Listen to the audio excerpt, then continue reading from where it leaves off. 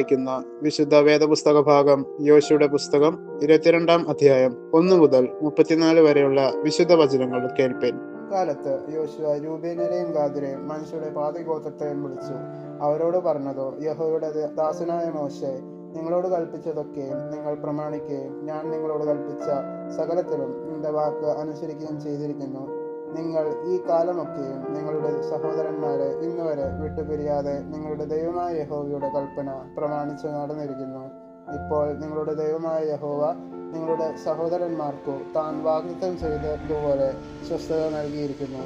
ആകയാൽ നിങ്ങൾ ഇപ്പോൾ നിങ്ങളുടെ വീടുകളിലേക്കും യഹോവയുടെ ദാസനായ മോശെ യോർദാൻ അക്കരെ നിങ്ങൾക്ക് തന്നിട്ടുള്ള നിങ്ങളുടെ അവകാശ ദേശത്തേക്കും മടങ്ങിപ്പോയിക്കൊള്ളുവിൻ. എന്നാൽ നിങ്ങളുടെ ദൈവമായ യഹോവയെ സ്നേഹിക്കുകയും അവൻ്റെ എല്ലാ വഴികളിലും നടന്ന് അവൻ്റെ കൽപ്പനകൾ പ്രമാണിക്കുകയും അവനോട് പറ്റിച്ചേർന്ന് പൂർണ്ണ ഹൃദയത്തോടും പൂർണ്ണ മനസ്സോടുകൂടെ അവനെ സേവിക്കുകയും ചെയ്യണമെന്നു യഹോവയുടെ ദാസനായ മോശെ നിങ്ങളോട് കൽപ്പിച്ചിട്ടുള്ള കൽപ്പനയും ന്യായപ്രമാണവും ആചരിപ്പാൻ ഏറ്റവും ജാഗ്രതയായിരിപ്പിൻ. ഇങ്ങനെ യോശുവ അവരെ അനുഗ്രഹിച്ചു യാത്ര അയച്ചു. അവർ തങ്ങളുടെ വീടുകളിലേക്കും പോവുകയും ചെയ്തു. മനശ്ശെയുടെ പാതിഗോത്രത്തിനും മോശെ ബാശാനിൽ അവകാശം കൊടുത്തിരുന്നു. മറ്റേ പാതിഗോത്രത്തിന് യോർദാനിക്കരെ പടിഞ്ഞാറ് അവരുടെ സഹോദരന്മാരുടെ ഇടയിൽ യോശുവ കൊടുത്തു. അവരെ അവരുടെ വീടുകളിലേക്ക് അയച്ചപ്പോൾ യോശുവ അവരെ അനുഗ്രഹിച്ച് അവരോട് പറഞ്ഞത്, വളരെ നാൽക്കാലികൾ, വെള്ളി, പൊന്ന്, ചെമ്പ്, ഇരുമ്പ്, വളരെ വസ്ത്രം എന്നിങ്ങനെ അനവധി സമ്പത്തോടുകൂടെ നിങ്ങൾ നിങ്ങളുടെ വീടുകളിലേക്ക് മടങ്ങിപ്പോവുകയും നിങ്ങളുടെ ശത്രുക്കളുടെ പക്കൽ നിന്ന് കിട്ടിയ കൊള്ള നിങ്ങളുടെ സഹോദരന്മാരുമായി പങ്കിട്ടുകൊള്ളുകയും ചെയ്യുവിൻ. അങ്ങനെ രൂബേന്യരും ഗാദ്യരും മനശ്ശെയുടെ പാതിഗോത്രവും മോശെ മുഖാന്തരം യഹോവ കൽപ്പിച്ചതുപോലെ അവർ കൈവശമാക്കിയിരുന്ന അവകാശദേശമായ ഗിലെയാദ് ദേശത്തേക്കു മടങ്ങിപ്പോകേണ്ടതിന് കനാൻ ദേശത്തിലെ ശീലോവിൽ നിന്ന് ഇസ്രായേൽ മക്കളെ വിട്ടുപുറപ്പെട്ടു. അവർ കനാൻ ദേശത്തിലെ യോർദാന് പ്രദേശങ്ങളിൽ എത്തിയപ്പോൾ രൂബേന്യരും ഗാദ്യരും മനശ്ശെയുടെ പാതിഗോത്രവും യോർദാനു സമീപത്ത് ഒരു യാഗപീഠം കൈശയ്ക്കു വലുതായിരിക്കുന്ന ഒരു യാഗപീഠം പണിതു. രൂബേന്യരും ഗാദ്യരും മനശ്ശെയുടെ പാതിഗോത്രവും കനാൻ ദേശത്തിൻ്റെ കിഴക്കുപുറത്ത് യോർദാന്യ പ്രദേശങ്ങളിൽ ഇസ്രായേൽ മക്കൾക്ക് എതിരെ ഇതാ ഒരു യാഗപീഠം പണിതിരിക്കുന്നു എന്ന് ഇസ്രായേൽ മക്കൾ കേട്ടു. ഇസ്രായേൽ മക്കൾ അത് കേട്ടപ്പോൾ ഇസ്രായേൽ മക്കളുടെ സഭ മുഴുവനും അവരോട് യുദ്ധത്തിനു പുറപ്പെടുവാൻ ശീലോവിൽ ഒന്നിച്ചുകൂടി. ഇസ്രായേൽ മക്കൾ ഗിലെയാദ് ദേശത്ത് രൂബേന്യരുടെയും ഗാദ്യരുടെയും മനശ്ശെയുടെ പാതിഗോത്രത്തിൻ്റെയും അടുക്കൽ പുരോഹിതനായ എലയാസറിൻ്റെ മകനായ ഫിനെഹാസിനെയും അവനോടുകൂടെ ഇസ്രായേലിൻ്റെ സകല ഗോത്രങ്ങളിൽ നിന്നും ഓരോ പിതൃഭവനത്തിന് ഓരോ പ്രഭുവിധം 10 പ്രഭുക്കന്മാരെയും അയച്ചു. അവരിൽ ഓരോരുത്തനും താന്താന്റെ പിതൃഭവനത്തിൽ ഇസ്രായേല്യ സഹസ്രങ്ങൾക്ക് തലവനായിരുന്നു. അവർ ഗിലെയാദ് ദേശത്ത് രൂബേന്യരുടെയും ഗാദ്യരുടെയും മനശ്ശെയുടെ പാതിഗോത്രത്തിൻ്റെയും അടുക്കൽ ചെന്ന് അവരോട് പറഞ്ഞതെന്തെന്നാൽ, യഹോവയുടെ സഭ മുഴുവനും ഇപ്രകാരം പറയുന്നു, നിങ്ങൾ ഇന്ന് യഹോവയോട് മത്സരിക്കേണ്ടതിന് ഒരു യാഗപീഠം പണിത് ഇന്ന് യഹോവയെ വിട്ടുമാറുവാൻ തക്കവണ്ണം നിങ്ങൾ ഇസ്രായേലിന്റെ ദൈവത്തോട് ചെയ്തിരിക്കുന്ന ഈ ദ്രോഹമെന്ത്? പേർ സംബന്ധിച്ചുണ്ടായ അകൃത്യം നമുക്ക് പോരായോ? അത് നിമിത്തം യഹോവയുടെ സഭയ്ക്ക് ബാധയുണ്ടായിട്ടും നാം ഇന്നുവരെ അത് നീക്കി നമ്മെ തന്നെ ശുദ്ധീകരിച്ചു തീർന്നിട്ടില്ലല്ലോ. നിങ്ങൾ ഇന്ന് യഹോവയെ വിട്ടുമാറുവാൻ പോകുന്നുവോ? നിങ്ങൾ ഇന്ന് യഹോവയോട് മത്സരിക്കുന്നു. നാളെ അവൻ ഇസ്രായേലിന്റെ സർവ്വസഭയോടും കോപിപ്പാൻ സംഗതിയാകും.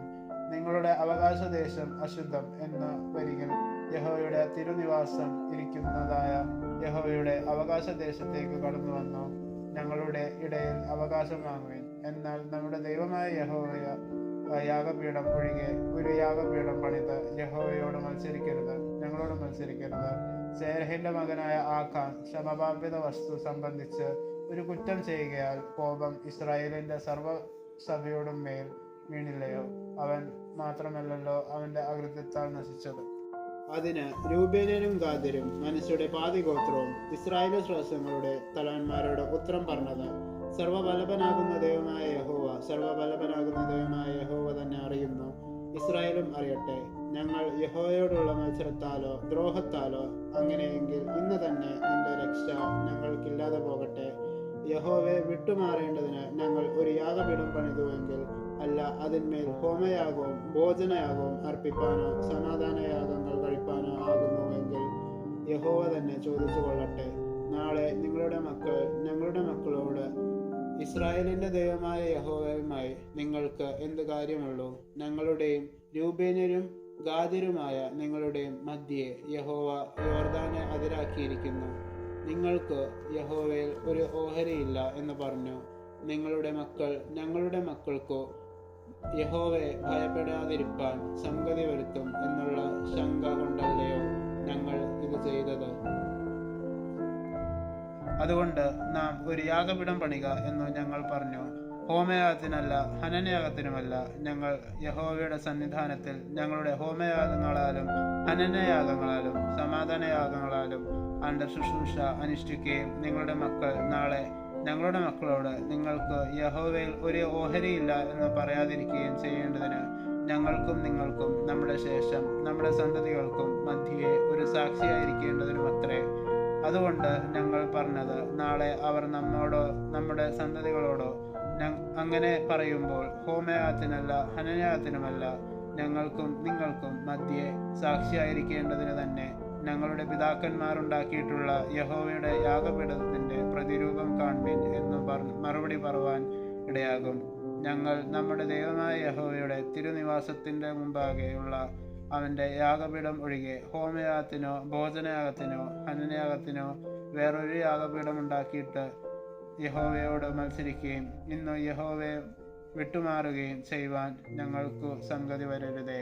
രൂബേന്യരും ഗാദ്യരും മനശ്ശെയുടെ മക്കളും പറഞ്ഞ വാക്കുകൾ പുരോഹിതനായ ഫിനെഹാസും അവനോടുകൂടെ സഭയുടെ പ്രഭുക്കന്മാരായി ഇസ്രായേലിലെ ശാസങ്ങൾക്കു തലവന്മാരായവരും കേട്ടപ്പോൾ അവർക്കു സന്തോഷമായി. പുരോഹിതനായ എലയാസറിന്റെ മകൻ ഫിനെഹാസ് റൂബേന്റെ മക്കളോടും ഗാദിന്റെ മക്കളോടും മനശ്ശെയുടെ മക്കളോടും, നിങ്ങൾ യഹോവയോട് ഈ അകൃത്യം ചെയ്തിട്ടില്ലായക കൊണ്ട് യഹോവ നമ്മുടെ മധ്യേ ഉണ്ടെന്ന് ഞങ്ങൾ ഇന്ന് അറിഞ്ഞിരിക്കുന്നു. അങ്ങനെ നിങ്ങൾ ഇസ്രായേൽ മക്കളെ യഹോവയുടെ കയ്യിൽ നിന്ന് രക്ഷിച്ചിരിക്കുന്നു എന്ന് പറഞ്ഞു. പിന്നെ പുരോഹിതനായ എലയാസറിന്റെ മകൻ ഫിനെഹാസും പ്രഭുക്കന്മാരും രൂബേന്യരെയും ഗാദ്യരെയും വിട്ട് ഗിലെയാദ് ദേശത്തു നിന്നു കനാൻ ദേശത്തേക്കും ഇസ്രായേൽ മക്കളുടെ അടുക്കൽ മടങ്ങിച്ചെന്ന് അവരോട് വസ്തുത അറിയിച്ചു. ഇസ്രായേൽ മക്കൾക്ക് ആ കാര്യം സന്തോഷമായി. അവർ ദൈവത്തെ സ്തുതിച്ചു. രൂബേന്യരും ഗാദ്യരും പാർത്തദേശം നശിപ്പിക്കേണ്ടതിന് അവരോട് യുദ്ധത്തിനു പുറപ്പെടുന്നതിനെ കുറിച്ചു പിന്നെ മിണ്ടിയതേയില്ല. രൂബേന്യരും ഗാദ്യരും യഹോവ തന്നെ ദൈവം എന്നതിന് ഇതു നമ്മുടെ മധ്യേ സാക്ഷി എന്ന് പറഞ്ഞ് ആ യാഗപീഠത്തിന് ഏത് എന്ന് പേരിട്ടു. ഇവിടെ നിശ്ചയിക്കപ്പെട്ട വിശുദ്ധ വേദഭാഗം വായിച്ചു തീരുന്നു.